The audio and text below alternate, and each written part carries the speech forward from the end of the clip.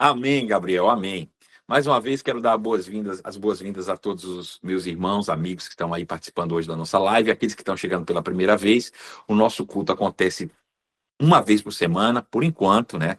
Todas as quartas-feiras, às 9 horas aqui nos Estados Unidos, às 22 horas aí no Brasil. E tem como intuito, obviamente, levar a palavra de Deus em um momento tão complexo da nossa vida, que é o momento em que nós estamos vivendo. Complexo e, ao mesmo tempo, glorioso, né? A cada dia, um dia a menos para o nosso encontro, o nosso glorioso encontro com o nosso Senhor nos ares, né? Está bem perto esse dia, acredite. Talvez todos nós estejamos aqui para ver esse grande dia chegar e nós sermos atraídos pela glória de Deus, né? Então, o objetivo é esse, é trazer esclarecimento por meio das escrituras sagradas, trazer revelação, fazer com que você possa ser alimentado na mente e a partir desse alimento que chega na sua mente, seu coração seja repleto da palavra, gerando fé suficiente para que você viva uma vida extraordinária, para que você viva de fato uma vida superior que possa inspirar milhares de pessoas por onde você passar. Essa é a ideia de Deus, eu não me canso de falar isso, né? Imagina você vivendo uma vida sobrenatural acima da média de todos os outros seres humanos e as pessoas olhando para você e questionando, poxa, como você conseguiu? Né? De maneira natural não foi porque a gente conhece, a gente sabe que você não é tão inteligente, a gente sabe que você não tem tanta capacidade assim, que você não tem tantos recursos assim, então só pode ter sido Deus. Então você não vai, obviamente, mais falar o testemunho, você vai ser um testemunho. Afinal de contas, foi para isso que Jesus nos chamou.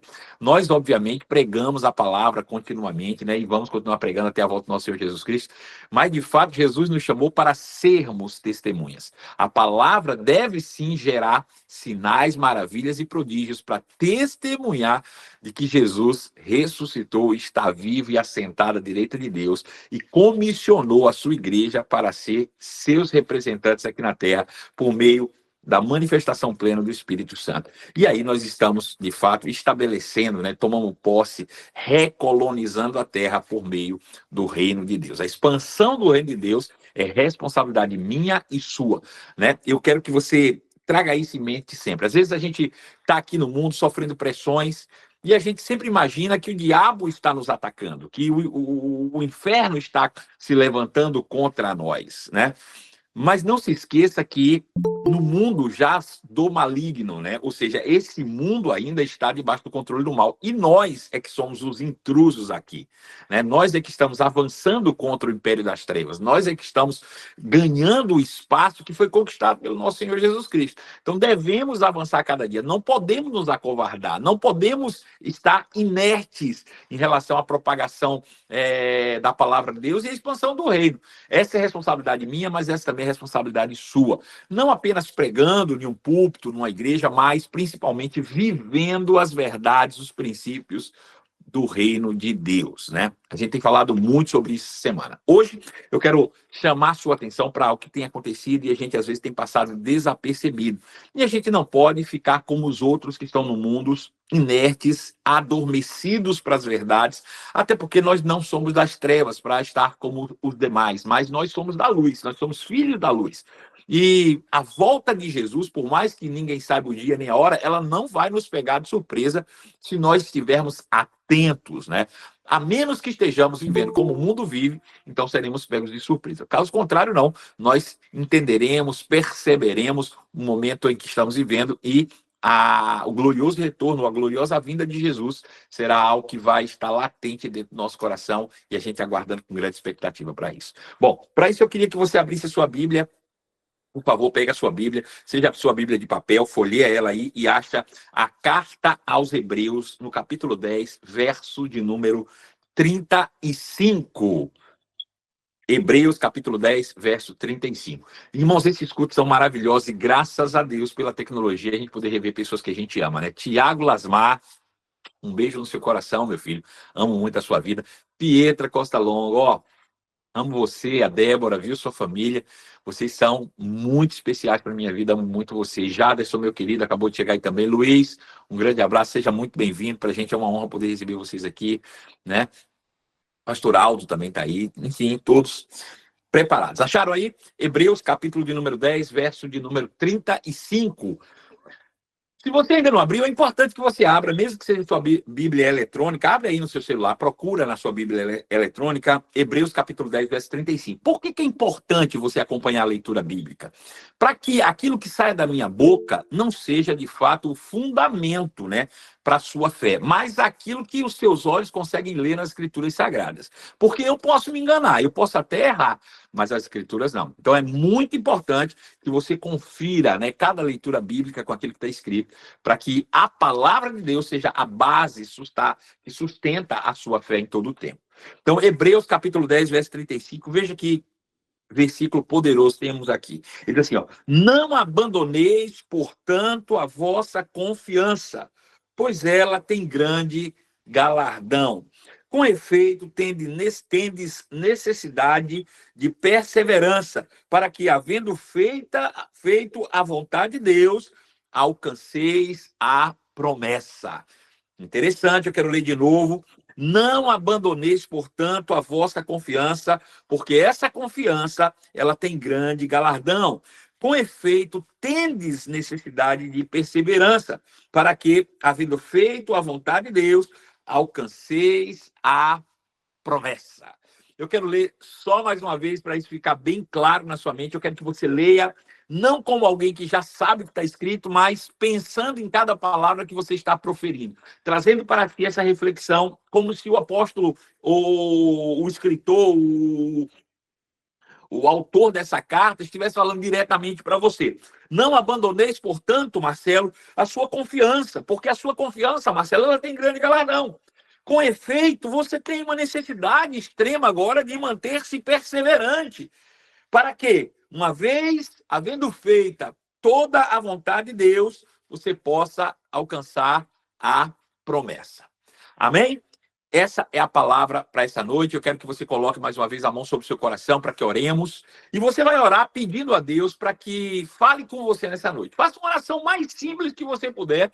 Não precisa de palavras rebuscadas, não precisa de palavras bonitas. Você só precisa ser sincero. Eu quero que você feche seus olhos. Ninguém está te ouvindo, ninguém está vendo o que você está falando, mas Deus está ouvindo cada palavra. Com poucas palavras, mas com toda a sinceridade. Fale com Deus. Pai, eu quero ouvir a tua voz nessa noite. Pai, eu quero ser tocado pelo teu Espírito nessa noite. Pai, a gente vai orar agora e você vai orar com toda a convicção do mundo, pedindo a Deus para que, de fato, Deus possa mover o seu coração, mexer com você e te inspirar a viver uma vida essa semana que vai inspirar milhares de outras pessoas. Vamos orar. Pai Santo querido, eu te dou graças em nome de Jesus, pelo rico privilégio de estarmos aqui reunidos, família, corpo, igreja, para recebermos uma porção fresca da tua palavra, Senhor. Sabemos que a tua palavra ela é inspirada por ti. Ela é apta, Senhor, para o ensino, para a correção, para a demonstração, para nos inspirar, Senhor, a viver uma vida superior que inspire a milhares de outras pessoas. Nós nos curvamos para receber dessa santa palavra. Nós exaltamos a tua santa palavra, porque sabemos que a tua palavra ela é viva, ela é eficaz e ela é poderosa, Senhor. A tua palavra ela traz soluções práticas para a nossa vida. E nós acreditamos e abraçamos como verdade a tua palavra, Pai. Eu, particularmente, me submeto completamente à unção do teu Espírito, ao Espírito do conselho e ao Espírito da profecia para trazer respostas a cada oração feita com fé nessa noite. A cada irmão, a cada irmã que orou fervorosamente antes de eu ministrar a palavra, que eu seja a resposta que eles precisam, que através da minha boca o teu Espírito possa alcançar cada coração e trazer, Senhor, limpar e purificar cada mente, para que nós juntos possamos, Pai, crescermos e evoluirmos no conhecimento pleno do nosso Senhor Jesus Cristo, no poder do nome de Jesus. Eu torno pública a minha total e completa dependência. O Senhor sabe, mas não me custa repetir, eu sozinho jamais estaria aqui. Sozinho eu não consigo. De fato, Senhor, sozinho eu nem existiria mais. Mas é a tua misericórdia que me sustém. É a tua graça que me impulsiona a não ficar parado. É a consciência plena da tua justiça em mim, feita por Cristo Jesus, que me faz, Senhor, todos os dias me encher da tua santa palavra para transmitir com clareza aquilo que é a tua vontade, no poder do nome de Jesus. E aqueles que creem comigo dizem amém. Queridos, olhem só, na semana passada, né, no nosso culto aqui, nós falamos com profundidade sobre o poder da mente, uma mente poderosa.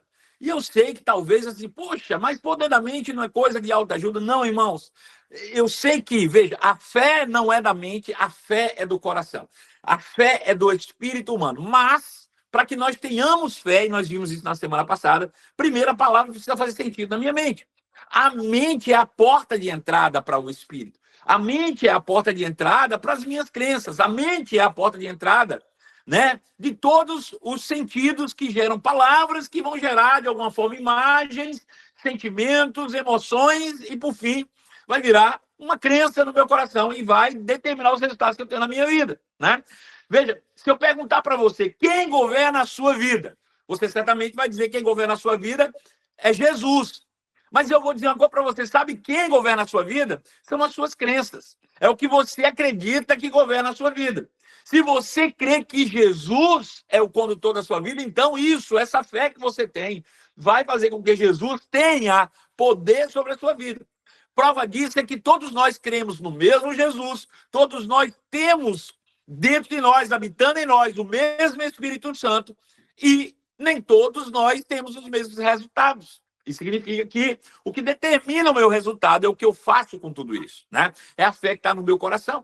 E isso vem por assimilar minha mente, uma mente poderosa, né? Eu falava na semana passada que muitas doenças hoje já são atribuídas a problemas emocionais que começam exatamente na mente, gerando emoções negativas que vão, em algum momento da vida, se manifestar em algum sistema do corpo, né? Agora, veja, se a mente é tão poderosa para gerar doenças que se manifestam fisicamente no corpo, essa mesma mente, sendo bem instruída, ela também é poderosa para cooperar para que o seu corpo seja saudável, sabe?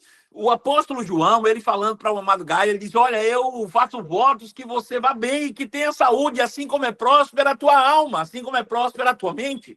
Então, veja, tanto a prosperidade financeira quanto a saúde está diretamente ligada a você ter uma mente renovada, uma mente sã, uma mente equilibrada. E porque a mente é uma máquina tão poderosa, nós temos a necessidade de gerenciarmos os nossos pensamentos.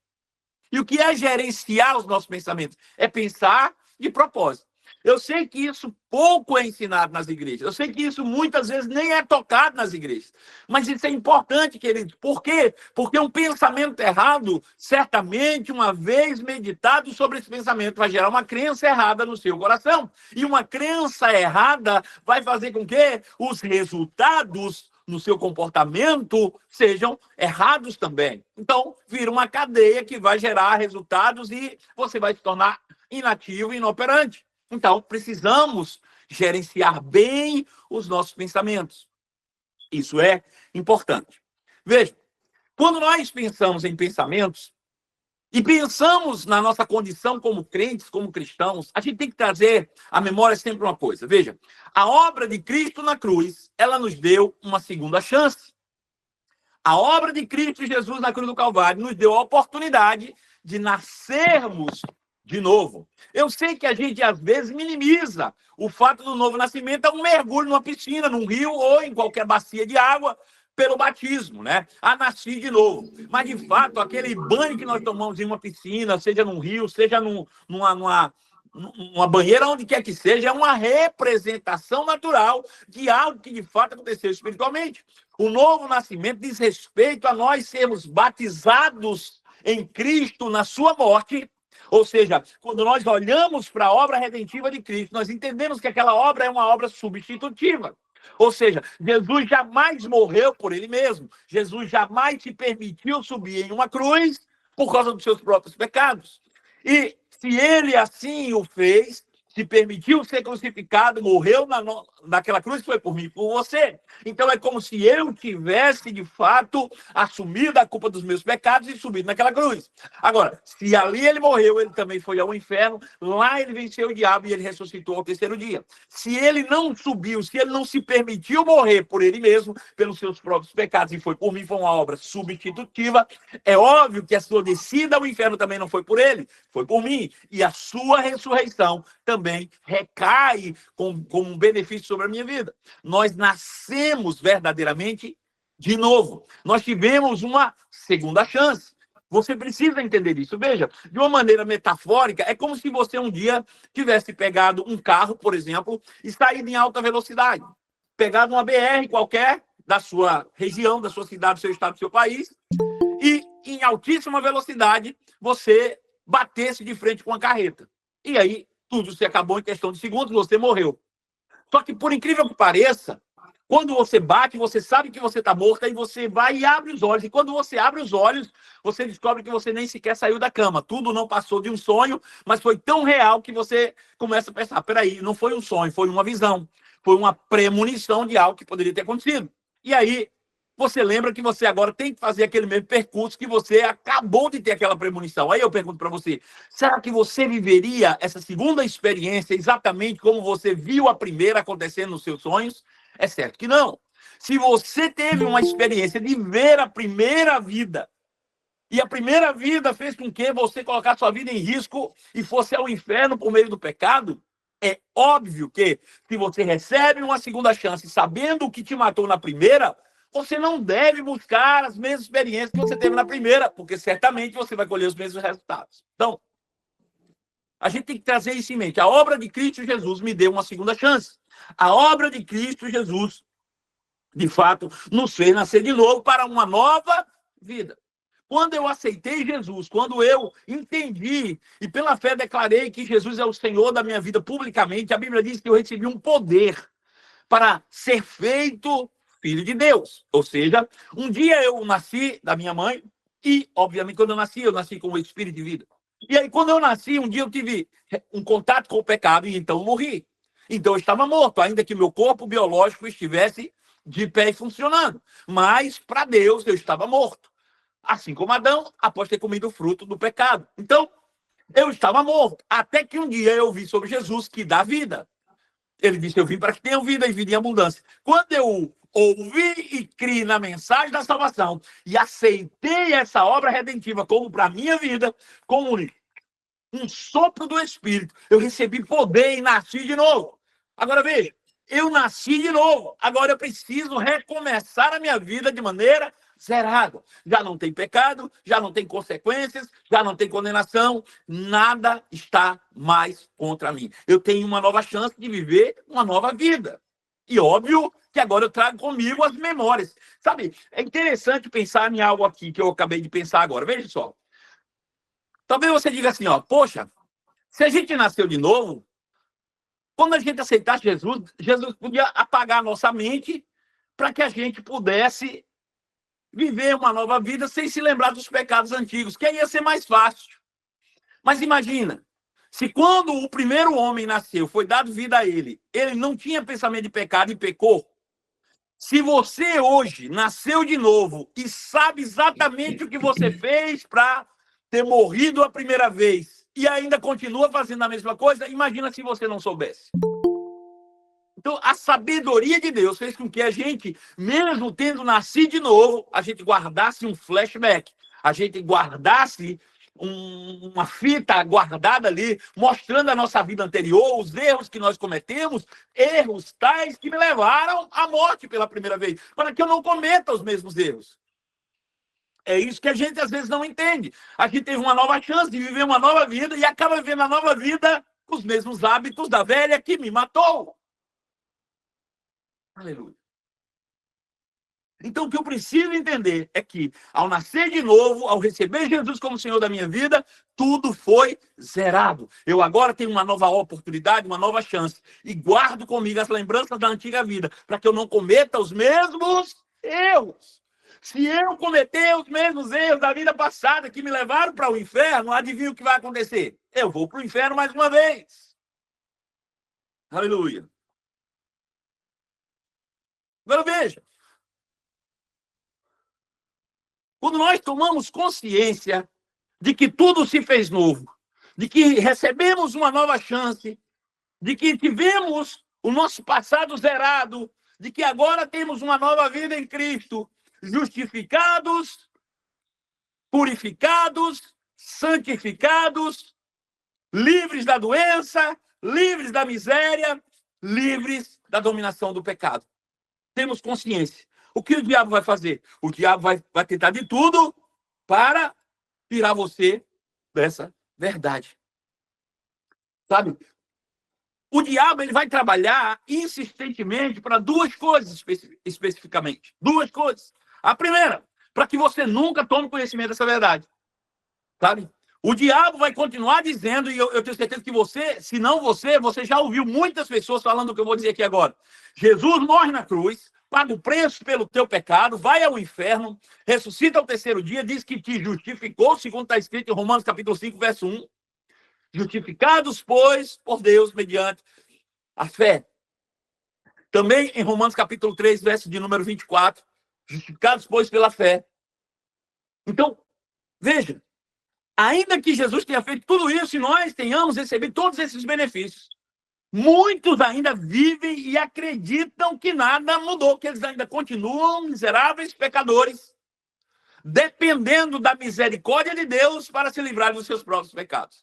E o diabo vai fazer de tudo para que você continue pensando assim. Ou seja, ele vai trabalhar com muita assiduidade para que você nunca chegue ao conhecimento de que tudo ficou para trás. Porque quando você está em Cristo, você agora faz parte de uma nova criação. As coisas da antiga criação, as coisas que vieram de Adão, sabe, o pecado, olha, a condenação, a miséria, a doença, tudo que diz respeito ao homem caído ficou para trás naquela cruz. Aleluia.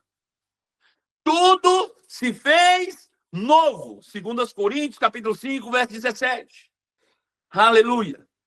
Aquele que está em Cristo é uma nova criação, as coisas velhas que passaram, isso que tudo se fez novo. Mas a gente lê isso muitas vezes e não entende o que significa e vive como se a gente fosse a velha criatura, como se nada tivesse sido feito novo. Como se nada tivesse se passado. Por que que isso acontece? Porque o diabo faz de tudo para que você não saiba dessa verdade. Aleluia. Então o trabalho do diabo é tentar de tudo para que você nunca descubra esta verdade.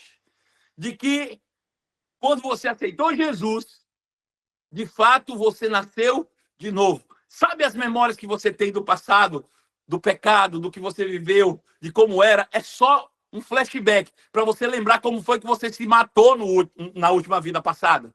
Sabe, eu não estou falando aqui de reencarnação, me entenda. Eu estou falando de uma vida nova em Cristo. Você morreu e só estava de pé respirando. E estar de pé respirando não significa vida para Deus. Vida para Deus significa originalidade. Vida para Deus significa estar ligado ao Espírito de Deus. Vida para Deus significa estar ligado à fonte da própria vida. Se um dia nós pecamos, os nossos pecados fizeram separação entre nós e Deus. Estávamos mortos, ainda que de pé, respirando. Sabe de uma coisa? Podíamos passar maquiagem, cortar cabelo, fazer o que for, botar roupa cara. Continuávamos fedendo porque estávamos mortos. Mas em Cristo Jesus recebemos a vida. Nascemos de novo. E recebemos o presente de ter a memória do passado, do homem que morreu. Para que a gente não imite a conduta do que morreu. Eu olho para o meu passado e digo, olha, Marcelo, olha novo Marcelo em Cristo. Você não pode seguir as condutas do velho Marcelo em Adão. Porque o velho Marcelo em Adão agiu assim, assim, assim, assim, e se deu mal. Você agora está em Cristo e tem condição de olhar para a sua antiga vida e dizer, assim eu não vou viver, assim eu não vou fazer, isso aqui eu não posso. Porque você tenha novas chances de viver. Aleluia. Agora, muitos de nós já sabemos que nascemos de novo, já sabemos que recebemos uma nova vida em Cristo, já sabemos que somos uma nova criação, já sabemos que temos o Espírito Santo habitando em nós, já sabemos que fomos justificados, dizemos isso em alto e bom som. Eu sou a justiça de Deus, muitos de nós já sabemos. Mas o fato de nós sabermos não quer dizer que a gente deu férias para o diabo. O diabo continua tentando. Agora o quê? Uma vez que você sabe, ele está tentando tirar você dessas verdades, te confrontando. Sabe, todas as vezes que porventura você comete o deslize, ele joga na tua cara. Ei, tu não disse que era nova criatura?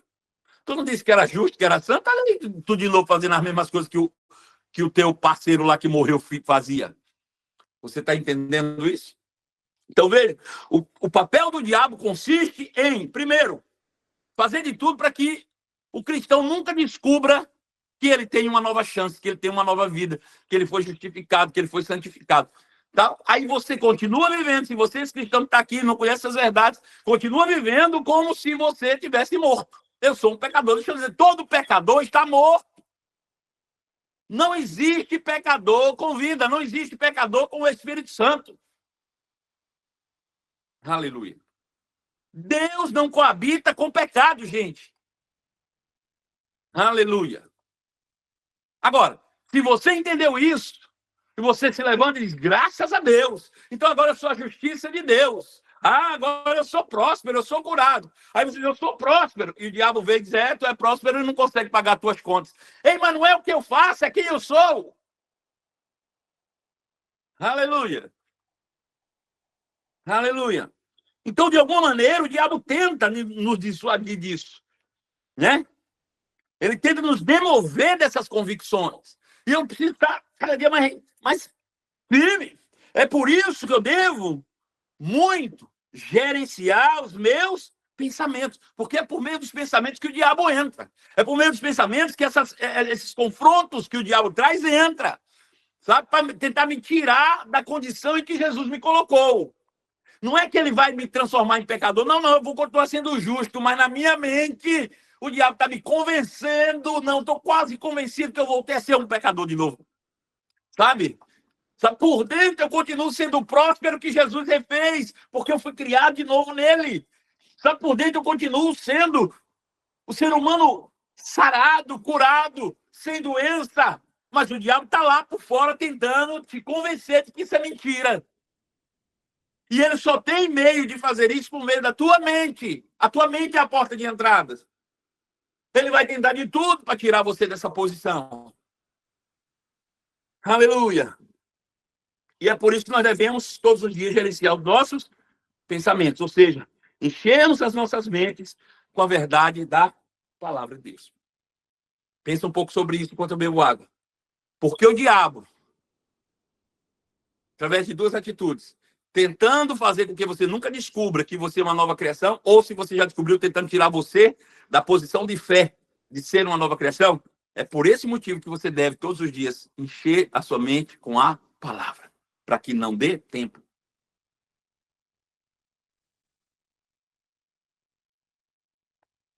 Para que não dê tempo ao diabo. Veja, deixa eu dar um exemplo aqui, acho que vai te ajudar sobre isso. Veja, coloca a mão sobre a sua cabeça. Você tem uma caixa craniana, ok? Você tem uma caixa craniana. Dentro dessa caixa craniana, você tem massa encefálica, ou seja, seu cérebro. Agora, a sua mente é muito maior do que a sua cabeça.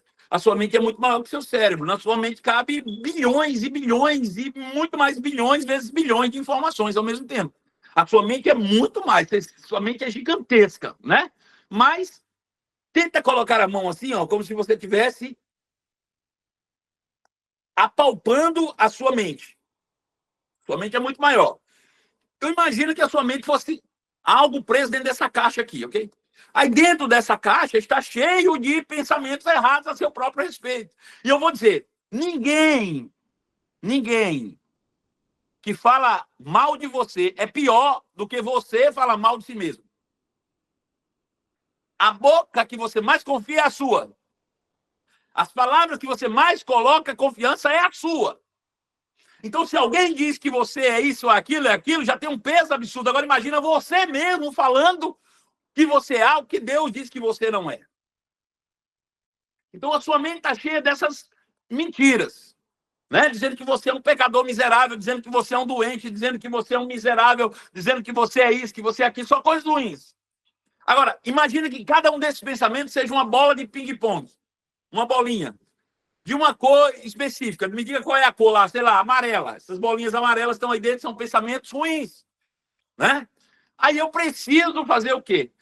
Para evitar isso, eu preciso tirar esses pensamentos ruins e colocar novos pensamentos. Então eu vou para a palavra. E cada verdade extraída da palavra é uma bolinha branca.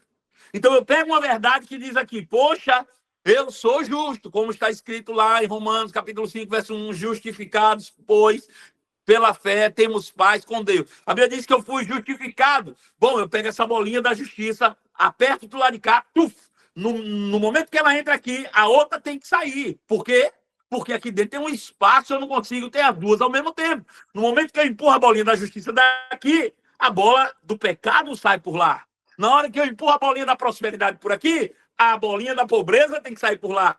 Na hora que eu empurro a bolinha da saúde por aqui, aleluia, a bola da doença sai por lá. Então eu preciso encher a minha mente com verdades da palavra para que o diabo não ache espaço nela para colocar as suas mentiras. Isso se chama gerenciamento de pensamentos, né? O apóstolo Paulo chama isso de algumas coisas diferentes, como, por exemplo, lá em Efésios capítulo 4, verso de número 23, ele chama de nos revestir do novo homem criado igual a Deus. Veja, eu olhava para mim mesmo e eu tinha pensamentos a meu respeito autodestrutivos. Eu me via como um miserável. Deixa eu te dizer, se você se vê como alguém que é necessitado, você vai passar o resto da vida pedindo. Se você se enxerga como alguém que não consegue, que não tem capacidade, você vai passar o resto da vida sem conseguir fazer aquilo que você acredita que não faz. Sabe? Você só vai avançar à medida que você acreditar em si mesmo, naquilo que a palavra diz a seu respeito. Você está entendendo isso? Então, Paulo chama esse processo de empurrar uma bolinha daqui, sai uma bolinha por lá, de se revestir de um novo homem que foi criado igual a Deus em justiça e verdade. Você está entendendo? Então, veja, me revesti de um novo homem que foi criado igual a Deus. Então, quando eu nasci de novo, um novo homem nasceu aqui dentro. E esse novo homem foi criado por Deus igual ao próprio Deus. Então, eu preciso olhar para as Escrituras Sagradas e descobrir quais são essas características divinas que são agora o meu autorretrato. Para olhar para mim mesmo e dizer, então eu sou isso. Eu posso aqui do lado de fora, irmãos, nem ter nada a ver com essas verdades que a Bíblia está dizendo, mas se a Bíblia diz, eu acredito. E eu começo a mudar na minha mente. Ou seja, eu vou me transformando naquele homem criado, segundo Deus, em justiça e santidade, provenientes da verdade, segundo o que está escrito em Efésios, capítulo 4, verso 23. Eu vou me revestindo desse novo homem. Eles vão se despindo do velho homem, esquecendo das coisas, atirando aquilo que é velho, as crenças passadas a seu respeito, e vai se revestir de um novo homem, com novas crenças com base em verdades da palavra de Deus. O apóstolo Paulo também chama esse processo de tomarmos a armadura de Deus, em Efésios, capítulo de número 6, a partir do verso 10, onde ele descreve a armadura de Deus. Ele fala sobre a gente tomar a armadura de Deus. E essa armadura de Deus nada mais é do que uma renovação da mente. É a gente agora abraçar essas verdades que nós somos criados semelhantes a Deus. Sabe, eu sou justo como Deus é justo. Eu tenho a fé do tipo de Deus. Aleluia. E ele também chama em Romanos capítulo 12, verso de número 2, de renovação da nossa mente pela palavra, né? Ele diz, não vos conformeis com este século, mas transformai-vos pela renovação da vossa mente. Você sabia que este século a que Paulo se refere é o sistema do mundo? E o sistema do mundo, ele é exatamente como você o enxerga. É você que determina como você quer ver. Aleluia. Para pensar nisso. Eu sei que isso vai mexer com a sua cabeça um pouquinho, mas é exatamente isso, né? Então ele diz que você não deve se conformar com aquilo que você vê. O mundo é assim mesmo. Todo mundo é pecador, é assim mesmo. Não, não, não. Eles não se conformem com isso. Não tome essa forma. Ao contrário, seja transformado, se transforme por meio da renovação do vosso entendimento, por meio da renovação da vossa mente. Olha para a palavra, vê o que a palavra diz a seu respeito. E aí nós vamos sendo transformados, né? Salomão, por sua vez, ele fala também sobre isso. E eu estou colocando algumas pedras aqui como base para algo importante. Provérbios capítulo 4, verso 20, diz assim, Provérbios 4, 20, filho meu, atenta para as minhas palavras, aos meus ensinamentos, inclina os teus ouvidos. Filho meu, atenta para a minha palavra. Veja, quando você olha para a palavra, ainda que a palavra seja espírito e vida e ela vai alimentar o teu espírito, primeiro ela passa pela mente. Eu tenho que, com os meus olhos, entender a escrita aqui que está aqui, ó, pelo que eu fui ensinado. Se eu não soubesse ler, eu nem ia saber. Mas eu estou aqui agora olhando para as escrituras sagradas pelos meus olhos, os olhos como porta da alma, como porta da mente, vão entrar, vão formar imagens dentro da minha mente, mudando a minha forma de ver o mundo. Ele diz, filho meu, atenta para as minhas palavras, aos meus ensinamentos, inclina os teus ouvidos. Talvez eu não estou enxergando, mas eu estou ouvindo. Talvez você não esteja vendo agora as palavras que eu estou falando, mas você está ouvindo, e o ouvido também é porta de entrada da mente. Aquelas palavras que eu estou falando aqui estão gerando imagens na sua mente, está trazendo você uma nova consciência. Então, ele diz, filho meu, atenta para as minhas palavras, aos meus ensinamentos, inclina teus ouvidos, não as deixa apartar-se dos teus olhos e guarda no íntimo do teu coração. Guarda no íntimo do teu coração. Porque são vida para os que a acham e saúde para todo o seu corpo. Sobre tudo que se deve guardar, guarda o coração, porque dele procede as fontes da vida. Eu vou abrir uma lata de minhoca gigante aqui. A gente aprende, muitas vezes, que na Bíblia, quando aparece a palavra coração, nós estamos falando de espírito humano, mas nem sempre é. Nem sempre é o espírito. Até porque, no Antigo Testamento, a palavra que é traduzida por espírito é a palavra ruach, ou ruach, tanto para o nosso espírito, quanto para o espírito de Deus. Então, é ruach, ou ruach, eu não sei como é que se pronuncia. Agora, essa palavra aqui é outra palavra. E está falando de quê? Está falando da inteligência. Eu quero mostrar para você.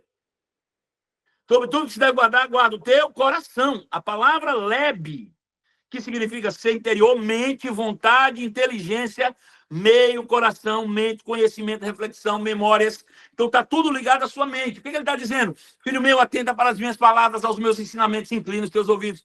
Por quê? Porque a mente é a porta do coração. A mente é que faz com que primeiro você compreenda as coisas para que depois você creia. E aí é que mora a resposta ou segredo para você ter saúde, para você ter prosperidade financeira na sua vida. Então, de tudo que se deve guardar, guarda o teu coração. De tudo que se deve guardar, guarda a tua mente. Protege. Não deixe que a tua mente seja cheia de coisas erradas, ruins. Guarda a tua mente. Guarda a tua mente, porque na hora da necessidade, você vai conseguir realmente trazer aquilo que está dentro para passar pela sua mente e dizer, não, não, é assim que a Bíblia diz, é assim que Deus pensa a meu respeito, é isso que a Bíblia fala sobre mim e é nisso que eu vou acreditar. Então, por que eu estou falando tudo isso? Porque nós estamos vivendo dias difíceis. Porque estamos vivendo dias complexos sobre a Terra. Né? Agora, apesar desses dias difíceis e dias complexos, nunca estivemos tão conscientes da volta de Jesus, como nesse último tempo. Todo mundo que você conversa, rapaz, eu estou com a impressão que Jesus está voltando, é agora que ele vai voltar. Sabe, você olha para a internet o tempo todo, os crentes falando, eu estou falando, obviamente, que estamos conscientes da volta de Jesus, nós, os que somos cristãos, os que somos crentes. Porque aqueles que estão no mundo, irmãos, estão cada dia mais distantes dessa verdade. Porque aí se cumpre exatamente o que as escrituras já previam. Aquele que está limpo vai se limpar cada vez mais. E aquele que está sujo vai se sujar cada vez mais. Vê que coisa interessante. Vamos imaginar que os dois estivessem bem perto. Eu nem estou tão limpo assim, o outro também não estava nem tão sujo assim. Veja, você olhava para o mundo e não estava tão distante. Os que tinham se limpado não tinham tanta limpeza assim, e os que tinham sujo, estava sujo, não estava tão sujo assim. Mas a Bíblia diz que agora, nesses últimos tempos, os que se limpam vão se limpar cada vez mais, e os que estão sujos vão se sujar cada vez mais. Veja, está se distanciando. Você conhece uma palavra que possa exemplificar isso? Eu conheço uma palavra que está muito em alta hoje em dia, se chama polarização. A polarização que estamos vivendo nos últimos dias, agora, é bíblica, estava prevista, porque a Bíblia afirma que nos últimos dias, aqueles que estão limpos vão se limpar cada vez mais, e aqueles que estão sujos vão se sujar cada vez mais. Aleluia. Agora veja, a gente tem olhado e muito esse falado sobre essa tal polarização no mundo. E é engraçado ver as pessoas colocando a culpa disso na política, principalmente crentes. Crentes. A gente não deve se meter nisso porque a política está levando as pessoas à polarização. Será que é a política mesmo que está levando as coisas à polarização? Será que isso é mesmo o resultado da política que leva à polarização? Ou será que a política está sendo afetada pela polarização que já está acontecendo? Querido, não tem nada a ver com a política, isso é espiritual. Isso é resultado exatamente das coisas dos últimos dias. Sabe? De uma mente pervertida, de pessoas que não conseguem enxergar coisas óbvias. Não tem nada a ver com a política. A política é uma das maneiras de se manifestar isso. Mas essa polarização está no mundo inteiro. O mundo está em caos, queridos. Eu não sei se você já percebeu. Sabe, é guerra na Europa, é guerra no Oriente Médio, é guerra agora na América do Sul, é crise nos Estados Unidos, é crise no Brasil, é crise na Europa, é crise no Nepal. Queridos, o mundo está exatamente preparado para o caos, preparado para a manifestação do iníquo, preparado, queridos, para a manifestação do anticristo. E a gente não está percebendo. Agora, veja, a Bíblia também já dizia que a gente precisa tomar cuidado com isso, para a gente não ser pego de surpresa como os demais, para que a gente não seja pego dormindo como os demais. Crentes, abre os olhos. Abre os olhos. Aleluia. Essa polarização está muito acima da política. Ela é gerada por influência, ela é gerada por princípios estabelecidos. Não é sobre direita e esquerda. É sobre o reino de Deus versus o império das trevas. Sabe? Nós estamos vivendo alguém como fundadores de parto. Nosso espírito ansiando a nossa casa celestial, né, ser revestida da incorruptibilidade. Por outro lado, o mundo também está sofrendo essas mesmas contrações para a manifestação do iníquo. Você pode reparar. Pode reparar. Está aí, está claro. Está claro, queridos. Não faz sentido. Sabe? Não é questão de política. A política, infelizmente, é um bode expiatório para que haja ainda mais divisão nas igrejas. Mas se você abrir um pouquinho seus olhos espirituais e pedir ao Senhor, Senhor, me dá discernimento, você vai ver com clareza que é uma questão muito acima da política, é uma questão espiritual, é uma questão de um combate, de um conflito entre o império das trevas e o reino de Deus. Aleluia! Isso afeta a sociedade como um todo, em todas as áreas. Veja isso. De forma profética, escreveu Malaquias, capítulo 3, verso 13. Eu queria que você abrisse para mim, por favor. Malaquias 3:13. Uma profecia que foi dada ao povo de Israel, claro, mas que profeticamente também foi trazida para esses últimos dias. E veja o que ele disse. Malaquias, capítulo 3, verso 13. Diz assim: vocês falaram coisas terríveis contra mim, diz o Senhor. Mas vocês perguntam, o que nós falamos contra ti? Vocês disseram, e que adianta servir a Deus? Que vantagem temos em obedecer às suas ordens ou chorar por nossos pecados diante do Senhor dos Exércitos? De agora em diante, chamaremos de abençoados arrogantes, pois os que praticam maldade enriquecem, e os que provocam a ira de Deus, nenhum mal sobrevém sobre eles. Talvez você nunca tenha dito isso com a sua boca, mas talvez você já tenha pensado. Cara, de que adianta eu ser crente? Eu estou aqui me esforçando, sendo fiel ao Senhor, e olha lá o mundo, fulano está crescendo, fulano é rico, fulano é aquilo, fulano não morre, fulano tem 100 anos, é assim, assim. Talvez você não esteja falando, mas esteja pensando. Talvez você não esteja falando, mas esteja cogitando verdades como essa. E, ao falar isso, você está afrontando o nosso Deus. Afrontando o nosso Deus. Aleluia. Então, aqueles que temiam o Senhor falaram uns com os outros, e o Senhor ouviu o que eles disseram. O Senhor ouviu aqueles que os temiam. E disse, na presença dele, eles disseram, foi escrito um livro memorial para registrar os nomes dos que temiam e que sempre honraram o seu nome. Eles serão meu povo, diz o Senhor dos Exércitos. No dia em que eu agir, eles serão meu tesouro especial. Queridos, não importa o que o mundo está nos oferecendo hoje. Talvez você não alcance, queridos, a riqueza que você sempre almejou. Talvez você não alcance a casa que você sempre sonhou. Talvez você não compre o carro, o avião que você sempre desejou na sua vida. Mas deixa eu te dizer, daqui a pouco nós estaremos voando em direção ao Senhor nas nuvens, sem precisar de avião. Daqui a pouco a gente vai estar num corpo que a gente atravessa a parede. Para que eu vou precisar de casa? Aleluia! Para que eu preciso de um título hoje? Para que eu preciso ser exaltado em um lugar, em uma posição, em uma empresa? Se eu receberei o título de eu sou o escolhido do papai, eu sou o tesouro especial do Senhor. Aleluia. Eles serão meu povo, diz o Senhor do Exército, no dia que eu agir, serão meu tesouro especial. Tesouro especial. Aleluia. Terei compaixão dele como o pai tem compaixão do seu filho obediente. Então, naquele dia, vocês verão outra vez a diferença entre o justo e o mal, entre o que serve a Deus e o que não serve a Deus. Então, veja, a Bíblia prevê um tempo em que vai ficar claro, queridos, haverá uma polarização. E a gente tem que atentar. Eu não estou falando para você fazer política e nem politicagem, não é isso que eu estou dizendo. Mas cuidado, por causa da política, você não ficar do lado errado. Cuidado para não defender o seu candidato e ficar do lado errado.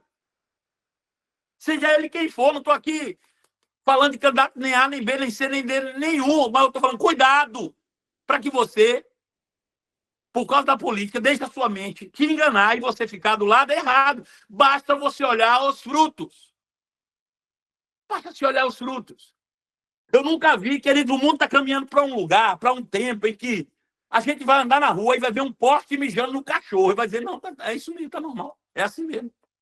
É assim mesmo. E se a gente disser, não, não é, alguém vai dizer, não, eu fiz uma lei para dizer que é. Agora você vai ter que dizer que é normal o poste mijar no cachorro. Porque esse é o caminho que o mundo está tomando. Quando nós olhamos para a carta aos Hebreus, e eu estou começando a terminar aqui a nossa reunião, a gente vê um escritor com coração contrito em Deus, de uma forma quase que desesperada, escrevendo para irmãos que estavam desistindo da fé cristã, em um momento de muita tribulação, em um momento de muitas perseguições. E eles estavam abandonando. Por quê? Porque não tinham visto o manifestar daquilo que eles acreditavam que tinha que se manifestar no tempo em que eles gostariam de ver as coisas manifestas. Quase que eu filosofei agora. Né? E o escritor de Hebreus, né, no desejo de mantê-los firmes em fé cristã, escreve essa carta comparando, porque o único lugar que eles tinham para ir, depois de ter vivido as verdades do evangelho, era voltar para trás e voltar a viver o judaísmo. Retroceder ao judaísmo. Agora veja, para quem era judeu, se converteu ao cristianismo, foi salvo e decidiu voltar para o judaísmo, que ele não vai se salvar de novo. Não há como se salvar, ué. Cristo não vai morrer segunda vez. Aleluia. Então, veja, a primeira coisa que nós temos que atentar, essa carta foi escrita para os hebreus. Mas há princípios nessa carta que vão nos ajudar nesses últimos dias. É isso que eu quero dizer para você. Agora, o povo judeu, o povo hebreu, que saiu do judaísmo, que era uma esperança no Messias, encontraram o Messias, nasceram de novo, foram perseguidos, foram massacrados, foram humilhados, passaram por pressões de todo tipo, não viram grandes manifestações, estavam desistindo, dizendo, não, mas não é bem assim então, não é isso não. Vamos voltar para trás e aguardar um novo Messias. Estão voltando. Então, essa carta é escrita com esse desejo de que as pessoas não abandonem a sua fé cristã. Né? Hoje em dia, nós, principalmente nós que nunca fomos judeus, talvez nós não nos desviaríamos e voltaríamos para o judaísmo, porque nós nunca fomos judeus. Mas talvez muitos de nós tenham buscado em outras religiões. Ou mesmo uma religião cristã evangélica. E não, na verdade, do evangelho, o que é bem diferente. Não é verdade? Então, veja, Hebreus capítulo 10, verso 32, ele diz assim, lembrem-se dos primeiros dias, quando vocês foram iluminados, e de como permaneceram firmes, apesar de muita luta e sofrimento. Lembrem-se disso. Houve ocasiões em que vocês foram expostos a insultos e espancamentos. Em outras, ajudaram os que passavam pelas mesmas coisas. Sofreram como os que foram presos e aceitaram com alegria quando lhes foi tirado tudo o que possuíam. Sabiam que lhes esperava coisas melhores que durarão para sempre. Então, veja, essas pessoas a que ele se refere aqui no início da sua caminhada cristã, eles sofreram, mas estavam tão firmes na sua fé que eles pode chover canivete, eu não vou abrir mão disso aqui não. Mas fulano, seu amigo, foi preso. Ele disse, não tem problema, eu vou lá. Você também vai preso, não tem problema. Eles vão tomar a sua casa. Eu tenho uma casa me esperando no céu. Isso aqui vai ser ruim para você. Não me importa, porque eu sei que o que me aguarda é algo muito superior, muito maior. E é nessa convicção que a gente tem que viver. Talvez você não vai tomar posse ainda nesse tempo de coisas que você sonhou a vida inteira. Mas acredite, existe algo muito melhor,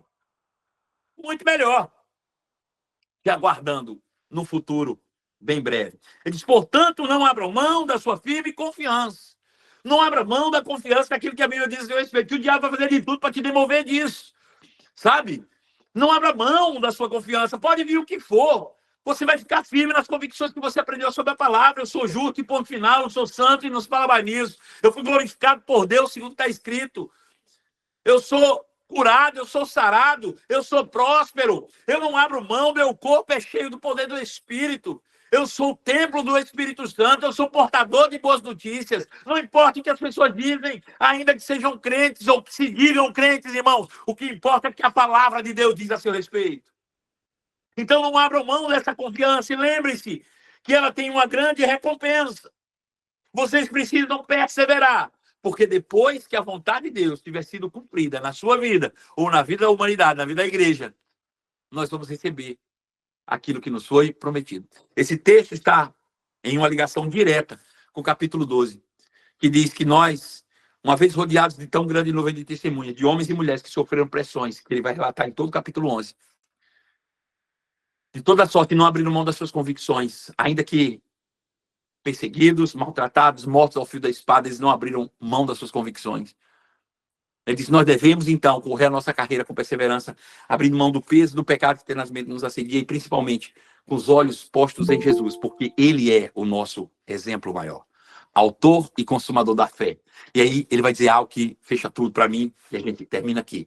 Ele diz, porque Jesus, em troca da alegria que lhe estava proposta, ele suportou a cruz. Ele não fez caso da vergonha, da ignomínia, e por isso ele está sentado à destra do Pai.